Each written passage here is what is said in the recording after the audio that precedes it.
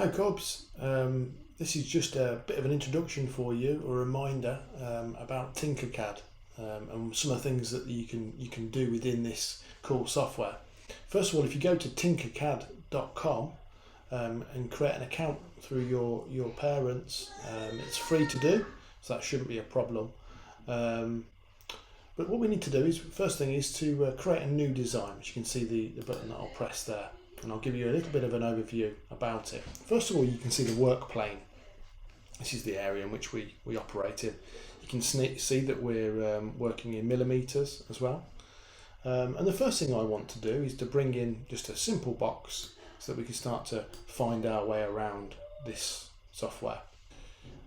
As soon as I bring a block in, there's lots and lots of different things, little blocks that come up inside, arrows and all sorts of things. I just want to talk around some of these before we go into a bit more detail. So if I choose just one of the corners and I click, it locks it down and it gives me the ability to change the size. So let's make this 100 millimeters and make this size 50 millimeters as an example. If I choose this top block, it shows how high I can make it, 50 millimeters tall. Okay, so nice and easy. Now I want to have a look around this block. Now there's different ways to do that.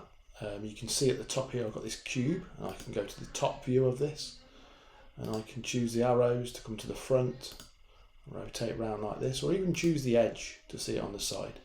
Not an awful lot of interest, but the next button down is the home view. This is a nice one, it takes me back to where I started. The next one down is a fit to the shape, so it takes me straight there. And these other two will give me a zoom in and a zoom out. With my right mouse button, hold down, I can also do a manual rotators around to have a look at the cube as well. I want to bring in a different shape. This time I'm going to bring in a cylinder. So just grab it and drop it down. Now I can change its size by selecting and choosing the actual millimeter size here, or I can actually just grab hold of that square and drag it up to whatever size I want that way as well. You also see these arrows, two lots, one at the bottom and one at the top. This actually gives me the ability to rotate the object. Again, I can do it manually, or I can choose to write in whatever I want to do. So now when I rotate, you can see I have two objects. Now with this one, what I'm going to do is I want to extend it all the way through. So it comes randomly through the block. So I now have two objects. Now, part of the shape options, I have solid or a hole. In this case, what I want to do is I want to create a hole. Doesn't look like much of a hole because we've still got kind of a strange shape, but to actually fulfill this bit, what we need to now do is select both objects. Now it's important that you try and pick up on this. So I'm going to select one of the objects as normal, which is in this case the cylinder. But I'm then going to hold my shift button down on my keypad and choose the block as well. And what's important here is you see the blue lines around both objects are selected, and I now get an option up here called group. And that gives me the ability to group the hole with the block. And sure enough, what we get is a hole through a block. Now I want you to try that out a few times until you're used to what you're doing, because it can take a little bit of time to learn what's going on, but it's a very important feature to be able to create holes. I can do the same thing with a sphere, for example. Let's do it really quickly. Make this sphere whatever random size I want to. I move it into this object here. I now need to select both, so I hit my shift and choose the block. I now have both selected and I can choose group.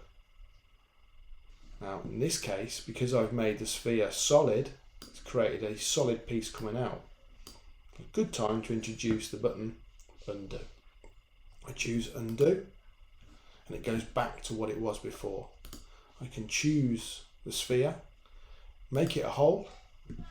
Now choose both objects and now choose group. Now you can see down here I've got a nice indent to do, is introduce something called scribble. Grab hold of scribble from my bars on the right hand side, I drop it onto the work, and then I can draw and make whatever I want to do. In this case I'm just going to do my name.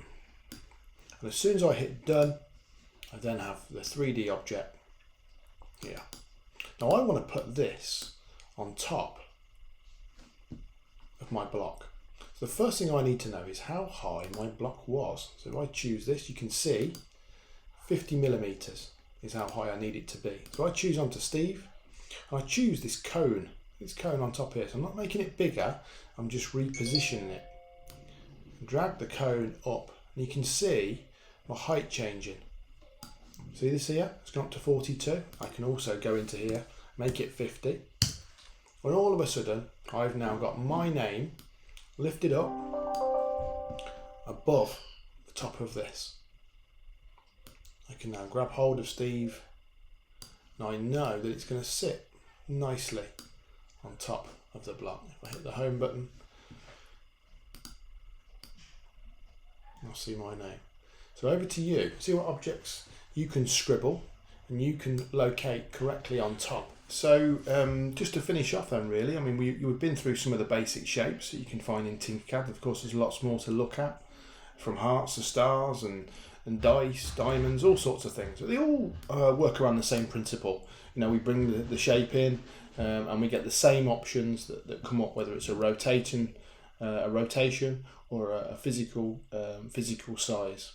I want you to have a go at some of these basic shapes, fitting on top of each other, and using some of the axis positions, locations, so that it all looks right. So it's nice and tidy, let's say.